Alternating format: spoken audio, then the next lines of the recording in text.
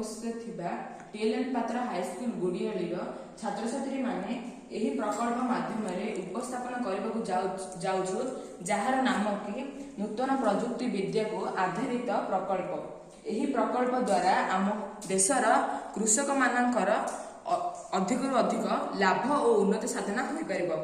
आमे प्रथम एठारे दर्शाइछु जे गोपालन द्वारा आमको मिलुथिबा खत बा एहार बज्य वस्तु को आमे एठारे संग्रहण करछु एवं खेतुर बाहर बज्य वस्तु को एठारे संरक्षण करी जैविक सार बा खत प्रस्तुत करियछु।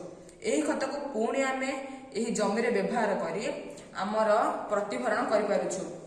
एबे जनसंख्या वृद्धि हेतु आमर अधिकांश रासायनिक सार व्यवहार होछि जहा द्वारा कि आम स्वास्थ्य प्रति यह क्षतिकारक होछि एवं माटीर उर्वरता मध्ये नष्ट होछि। एहार प्रतिभरण करबा पई आमे जैविक सार व्यवहार करूछु। कल्टीवेटर व्यवहार करबा द्वारा आम समय और मजूरी खर्च कम होइथे। आग काल रे आमे बळद व्यवहार करथिलु जहा द्वारा कि समय और मजूरी अधिक खर्च होइथिला। एहा व्यवहार करबा द्वारा हमर कम खर्च होइथे। एहा पर आमे परवर्ती को जिबा वर्षा जल संरक्षण टैंक। एही टैंक रे जतेबेले वर्षा जल पड़ी थाए तेबे एही टैंक रु तळे थिबा एहार व्यवस्था अछि जहा द्वारा कि एठारे एहा संरक्षित होई रहिथे।